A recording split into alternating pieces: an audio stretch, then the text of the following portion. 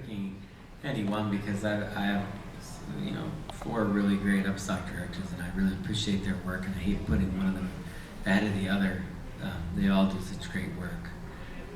Again, I said on a personal level, Lethal Trackdown was a big deal. The Boba Fett arc was a big deal. It was a huge responsibility creatively to tell that story. And what I like about Lethal Trackdown is if you kind of step back, the primary characters being Plo Koon, Ahsoka, or Ahsoka Boba Fett. Outside of Boba Fett, who even as a child wasn't developed that much in Star Wars before, you had 4 characters that are not really that well known carrying the entire episode. It's not resting on Anakin or Obi-Wan or Padme to get you from A to B. And I think that in storytelling we have a lot more latitude there. And Plo Koon's emotions and his character is something, again, that I can develop more. And same thing with Ahsoka and their relationship works really well. And Boba Fett, I really wanted to do a Sergio Leone kind of thing with those episodes. A great filmmaker to try and follow in a small way, and Kevin Kiner and I worked very closely on the music for those 3 episodes in great detail, which he and I don't actually have a lot of time to do. Kevin has to really use the music very fast, and he has one of the hardest jobs in all of Clone Wars, following John Williams. I mean, you put Star Wars music with anything by John Williams and it makes it phenomenal. If you saw the fireworks last night at Disney, they were like unbelievable. And I think a major part of that was just John Williams. You can sit there and listen to that music, and it's like you're having a life-changing experience. So Kevin has to follow that somehow, and I think he does a brilliant job. And in the Boba Fett trilogy, he and I went back to really giving character motifs to everybody. So Boba Fett had his for when he's thinking of his father, and he had the evil harmonica kind of sound for or sing, and I thought that helped make them feel a lot more like classic Star Wars in a lot of ways. And the humor I thought played well in that episode, which is something I've been playing with, Anakin and Obi-Wan. I had a little bit of good humor when they came running out of the elevator and Anakin told him to go save his girlfriend and Obi-Wan got caught off guard. That kind of humor I thought started to work. And Hondo looking at Boba Fett and saying, "Not mine, I take it." That's kind of funny stuff that I like. So, and I thought it played well in the episode. So, yeah, I guess definitely Lethal Trackdown. But since then, we've gone beyond that anyway. So it's kind of old news, and I'm still proud of Ambush and everything in between. So I guess that's a roundabout way of saying I like the whole thing. For me, it just kind of always changes. I think I have a favorite, and then I see another one, and I'm like, that's it. That's got to be my favorite. Then I think about it, and I'm like, well, actually, there might be one from season 1. But I don't know. I mean, I have a few that just kind of stick out in my head. I really enjoyed Rookies from season 1. I really enjoyed R2 Come Home. I like the Mace Anakin stuff. It's like this weird tension that you don't know if they like each other. You don't know if Mace likes Anakin, but they kind of have to be professional, and so it's kind of a fun thing to play, and I think kind of fun to watch. I'm a fan of R2, so I like that also. And Zilla Beast for kind of just kind of cool. I don't know how else to say it. Mindful of your thoughts, Anakin. Yeah. Mindful, control. I can't. You're so emotional. But it's just I don't know. I'm always jumping around. Clone Wars is steeped in a lot of classic film. Like we were talking, like Seven Spies, Notorious, Lightsaber Lost, and Stray Dog. If there were any, and it's good because I can have a conversation with my kid about movies that they were about and show them to him, and he's actually eager to watch them. I mean, probably not straight up, but not yet. He's only 8. So, But his name is. But his name is Anakin. That's right. Like if you were to sort of in a really roundabout way point us to some hints in season 3, what kind of movies should we be looking to? Maybe not maybe not something as obvious as Notorious, but just kind of things that would hint at themes or anything like that. We might be exploring stuff that you guys are looking at in the behind the scenes as inspiration. Episodes 1, 2, and 3, 4, 5, and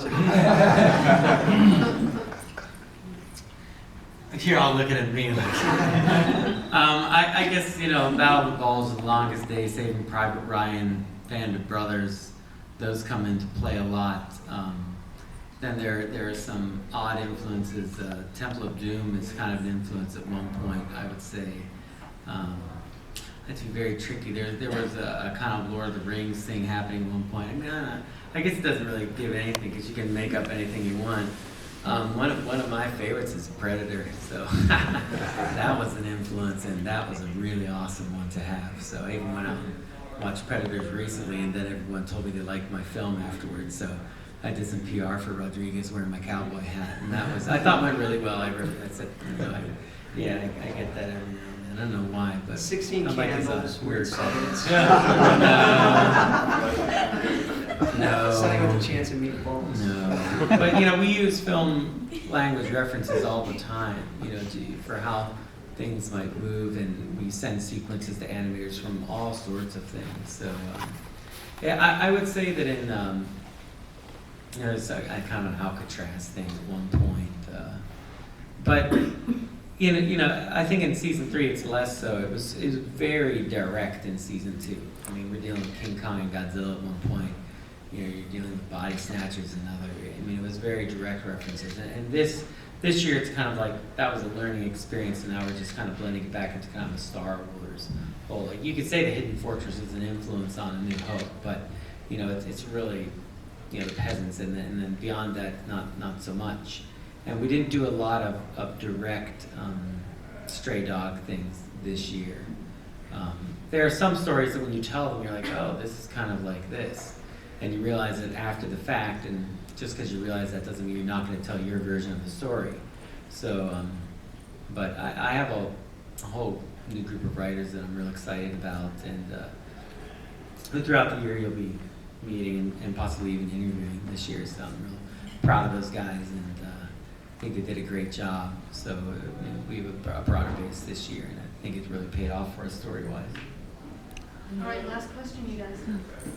Hi, Mike Cohn from Frontlines, the Clone Wars podcast. We saw the other day the Clone Commandos were finally revealed, and they're going to be in season 3. Now, the video game had a bit of a cliffhanger ending where we didn't know about the fate of one of the characters. Are you thinking of taking an opportunity to finish off that storyline that we've never been given closure on? And if you do, will the Clone Commandos have separate voices like they did in the video game, or will they all be voiced by Dee? Well, no, we're not really finishing off that storyline, I would say. I mean, as I recall in the game kind of ends going into Kashyyyk with Yoda. So, you know how difficult Wookiees are for us with the hair simulation problems and super hair gel, Anakin Skywalker style. So, we're not really picking that up. The Republic Commandos are mainly a very big nod from me to fans because I know they like them so much and I enjoy that game. And it's not a very detailed thing at this point. It's just a super fun thing for me to get to do. If, there was a lot of more extensive use of them, I would say that, I would use their clones. And again, it's something that I think when you deal with continuity and you deal with all these vast EUs and stuff like that, in a game you have to give them different voices because you have to clearly understand who's talking when you're shooting something. And the Republic Commandos themselves came about because they wanted to make a game where you had a much more robust trooper that had a type of special heads-up helmet. And so the necessities of a video game drove the creation of these characters, which really frankly isn't the normal way that you do things in Star Wars. But they're beloved characters, and thus, because of that love, they find their place, they find their footing in the Star Wars universe. But we are under the George umbrella of direct George Lucas things. George has said, he has his movies and he has his television series, and that's what he focuses on as being a Star Wars. We can bring things in from the outside every now and then, but they might not fit exactly like you read them in a comic book or a novel. It doesn't invalidate those things whatsoever. They're still super fun and exciting, and they've definitely helped us create something new and exciting. But when I sit down to talk Mandalorian with George, we're talking about the Duchess Satine of Mandalore and the Mandalore that we have in the Clone Wars, and we're talking about how they're struggling being a pacifistic society, and that's what we're talking about. We're not talking about the Mandalore and a fractured group of warrior-like clans, though I have the knowledge of that, so I know how we can kind of move between that and whatnot in the different EUs, and I'm constantly on the phone when I think there our issues and trying to keep it all together. So the Republic Commandos, though, are just, let's face it, bottom line, the armor's cool. I mean, bottom line. And that makes it really fun for me. And, I forget all those guys anyway. They all seem like different people to me. I can't ever believe it when I watch the episodes and I go, oh, right, that's all Dee. Man, that's weird. I mean, Cody seems like a completely different guy than Rex. So, I would like, to end probably by saying that these guys up here, they've done a tremendous job. I mean, when I talk to Ashley here, I don't think of Ahsoka. When I watch Ahsoka, I don't think of Ashley. That's a hard thing to do. Sometimes you watch an animation, you hear a voice, and you go, I know who that is. And it kind of takes you out of it. But they're all such chameleons at what they do. There's someone that's not here, Corey Burton, that I would love to bring up. He's Cad Bane, he's Dooku, he's Zero. And frankly, anything else in between that I need at any given time. I'll say, hey, can you do this? And he'll just change his posture in his way, and his throat, and boom, there it comes. He's really incredible. And Nika, who plays Ventress, I mean, you saw a little bit and blurb of her here and there if you came to the season 3 panel. So she is phenomenal. Ventress gets a really great role this year. Life-changing experience, so to speak, for her. So, and it was great to give Nika that much more to do. And if you think about it, she had very little to do in all of season 2. So when you get hired, sometimes you have to wait on the sidelines a very long time till we can, get back to you and your point of plot. I mean, even Ahsoka from time to time will be out of it for a while. A lot of the clips I show here don't have, in it at all, Anakin or Obi-Wan. And then, they're kind of grousy about that. But you should see, it's funny, when we all watch an episode together, I can tell. When we're watching an episode, the two of them sit there, and the Anakin and Obi-Wan come on the screen, and I hear them go, finally. Now the episode's good. Before it was just D. They're all kind of, Dee and Tom, without really realizing it, landed an amazing role in Clone Wars. And Dee is probably in almost every episode just because he's the clones. In the title. And then Tom, this is like one of those trivia questions. Tom is in every episode of the Clone Wars because he's the narrator. So I get to talk to him all the time, which is awesome for me because we spend the first half hour always just geeking out about whatever we've heard, whatever was coming up, and are you going to Comic-Con, and when will I see you next? Because Tom is phone patched into me. I really only see him in places like this. So, convention Tom, here you are. We just keep going until suddenly we hear the engineer going, Yeah. And I hear him tapping his watch. But it is fun, and I would say too that to you guys, I know you have your, all your media outlets, and I know a lot of what you do and write, and I think it's always awesome. Even when some reviews might not be always so sterling as I would like, I don't mind it. I mean, I think it's all fair. Being a fan myself, I totally get it. And I enjoy it. I think it's all part of it, and it all comes from a place you all deeply love this stuff. You wouldn't be here otherwise. And you challenge me all the time to make this show better. And that's what I want to do. I want to make this show as good as it can possibly be.